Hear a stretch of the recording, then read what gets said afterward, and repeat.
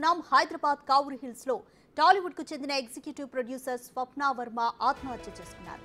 రాజమండ్రి నుంచి 3 ఏళ్ల క్రితం హైదరాబాద్ వచ్చి సినీ ఇండస్ట్రీలో స్వప్న పనిచేస్తున్నారు. ఏడాదిగా మాదాపూర్ సమీపంలోని తీగల హౌస్ 101లో ఒంటరిగానే స్వప్న ఉంటున్నారు. 6 నెలలుగా ప్రాజెక్టు లేకుండా ఖాళీగా ఉండడంతో ఆర్థిక సమస్యలు కూడా ఉన్నాయని సమాచారం. 2 రోజుల క్రితం తన ఫ్లాట్ లో ఫ్యాన్ కు ఊరేసుకొని స్వప్న వర్మ ఆత్మహత్యకు పాల్పడ్డారు. బాడీ డికంపోజ్ కావడంతో చుట్టుపక్కల వారు పోలీసులకు ఫిర్యాదు చేశారు. తలుపులు పగలగొట్టిన పోలీసులు మృతదేహాన్ని పోస్ట్మార్టం నిమిత్తం ఉస్మానియా హాస్పిటల్ కు తరలించారు. కేసు నమోదు చేసుకున్న మాదాపూర్ పోలీసులు దర్యాప్తు చేస్తున్నారు.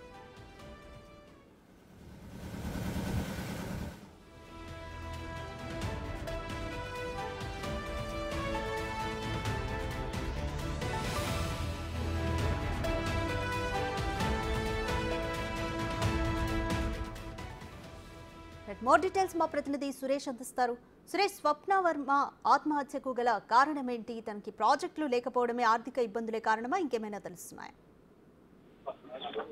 స్వప్న వర్మ గత 4 నెలల నుంచి మాదాపూర్ లోని కావూరు హిల్స్ లో ఒక అపార్ట్మెంట్ లో డబుల్ బెడ్రూమ్ పోర్షన్ ని అద్దెకు తీసుకొని ఇక్కడే నివాసం ఉంటుంది. అయితే గత 3 రోజుల నుంచి కూడా తాను డోర్ తెరవకపోవడంతో ఈ రోజు ఇంట్లో పనిచేసే పని మనిషికి అనుమానం రావడంతో ఇంటి ఓనర్ ని పిలిపించి ఆ డోర్ ఓపెన్ చేసి చూడగా ఆమె ఫ్యాన్ కి హ్యాంగింగ్ చేసుకొని చనిపోయినట్టు గుర్తించారు. వెంటనే మాదాపూర్ పోలీసులకి సమాచారం అందించడంతో మాదాపూర్ పోలీసులు ఇక్కడికి చేరుకొని ఆ మృతదేహాన్ని పోస్ట్ మార్టం నిమిత్తం ఉస్మానియా ఆసుపత్రికి తరలించడం జరిగింది. అయితే స్వప్న వర్మ గత కొద్ది రోజుల నుంచి కూడా సినీ ఇండస్ట్రీలో ఎగ్జిక్యూటివ్ ప్రొడ్యూసర్ గా కానీ అసిస్టెంట్ డైరెక్టర్ గా నేర్చుకుందామని చెప్పేసి కూడా పలువురు డైరెక్టర్ దగ్గర పనిచేస్తూ ఉందని చెప్పేసి కూడా ఇక్కడున్న స్థానికులు వాచ్మెన్ చెప్తున్నారు. అయితే 3 రోజుల నుంచి కూడా ఏమైందో తెలియదు. గురువారం సాయంత్రం ఇంట్లోకి వెళ్లి డోర్ పెట్టుకున్న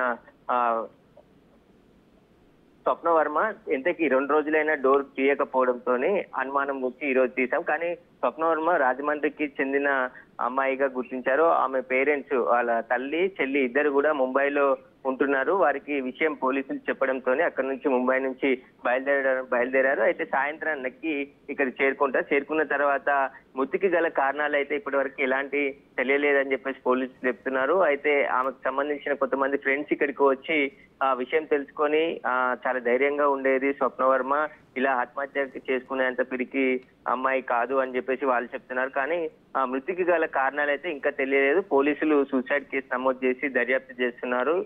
ఇంట్లోనే డోర్ పెట్టుకొని లోపల ఫ్యాన్ కి హ్యాంగింగ్ చేసుకుంది కాబట్టి ఆత్మహత్య కేసు కిందనే పోలీసులు కేసు నమోదు చేసి ప్రస్తుతానికైతే ఆమె మృతదేహాన్ని ఉస్మానియా మార్చికి తరలించారు. వారి కుటుంబ సభ్యులు వచ్చిన తర్వాత ఆమె సెల్ ఫోన్ సంబంధించి డాటాతో పాటు వాళ్ళ కుటుంబ సభ్యులు ఇచ్చే వివరాలను బట్టి ఆత్మహత్య గల కారణాలు తెలుస్తాయని చెప్పేసి కూడా పోలీసులు చెప్తున్నారు. రాధిక.